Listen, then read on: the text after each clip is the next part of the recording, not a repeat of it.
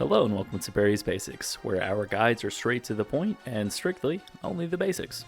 In this guide, I will be going over the basics of the Zalcano boss encounter. The Zalcano boss encounter requires players to use their skills in mining, smithing, and runecrafting compared to traditional combat. As far as requirements go, you will need to complete the Song of the Elves quest for access to the city of Prifddinas.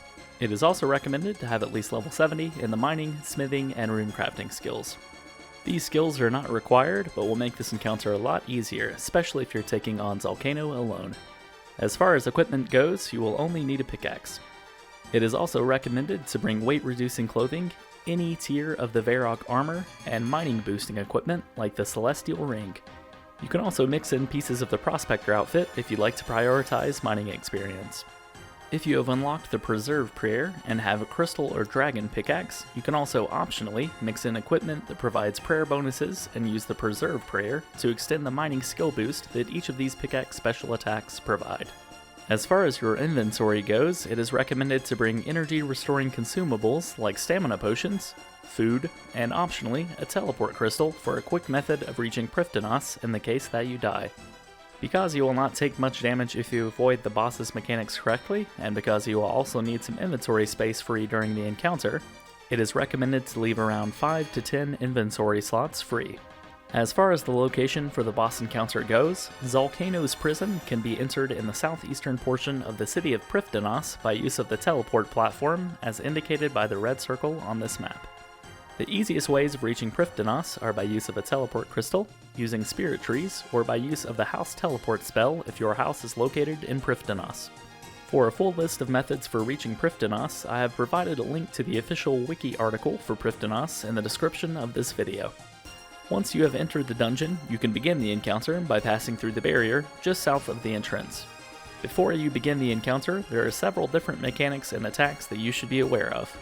To begin, Zalcano will start each encounter with a shield that will need to be drained to cause her to be vulnerable to attacks. To drain this shield, you will first need to mine Tephra by mining one of the rocks in the corners of the room. Only one of these rocks will be active and available to mine at a time. When active, a Tephra rock will glow and appear brighter than the other rocks in the room. Mining these rocks will provide you with Tephra, which will then need to be taken to the furnace to the east to be refined. To refine Tephra, simply left-click the furnace and your character will slowly refine the Tephra, providing smithing experience. After you have refined any Tephra in your inventory, you will then need to travel to the opposite side of the room to the altar to imbue the Tephra. To do this, simply left-click the altar and your character will slowly imbue the Tephra, providing runecrafting experience. Once you have imbued your Tephra, it can be used to attack Zalcano and will deal damage to her shield. To attack Zalcano with the Tephra, simply left-click the boss and you will begin to throw it at the boss. The damage each imbued Tephra deals is based on your smithing and runecrafting levels. Once the shield has been brought down, you can attack Zalcano for a short amount of time by mining her with use of a pickaxe. To do this, simply left-click Zalcano after her shield has been removed. If Zalcano's hit points do not reach 0 before she recovers, she will stand back up and shortly after will create a shockwave that will damage you if standing near her and will also remove any Tephra from your inventory regardless of your distance from her when she uses the shockwave ability. At this point, you will need to repeat the previous steps to remove her shields and damage her again until she is defeated. Zalcano will also regularly use several different attacks during the encounter. Each attack that Zalcano can use will occur at random as compared to a set rotation of each type of attack. The first attack that Zalcano uses will cause rocks to fall from the ceiling after she stomps the ground. These falling rocks can cause more than 40 damage, but can be easily avoided by stepping at least one tile away from the shadow that will appear on the ground shortly before it reaches the point of impact. For the second attack, Zalcano will summon orange and blue circles that will appear on the floor in the boss area. If you stand on an orange circle, you will take constant damage and your run energy will be drained. If you stand on a blue circle, the damage you deal with imbued Tephra will be significantly higher. For this reason, it is suggested to save your imbued Tephra until this attack occurs, unless Zalcano's shields are already nearly depleted. For the fourth attack, Zalcano will launch a red-colored ball of energy towards the currently active Tephra rock. This will cause the rock to deactivate, and if you are standing next to the rock when this attack lands, you will take 24 damage or higher. To avoid this attack, simply walk away from the rock when the attack is launched.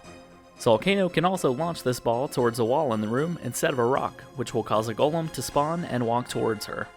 If the golem reaches Zalcano before it is killed, it will restore a portion of her shield. This golem can be damaged with Imbued Tephra and drops 16 to 24 Imbued Tephra when killed.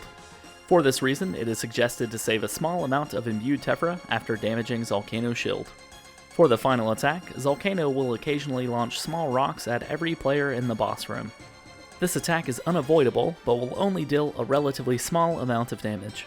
As a final tip, the optimal number of players to take on Zalcano is 4. This size of a group will keep the kills quick, while still providing a decent amount of loot.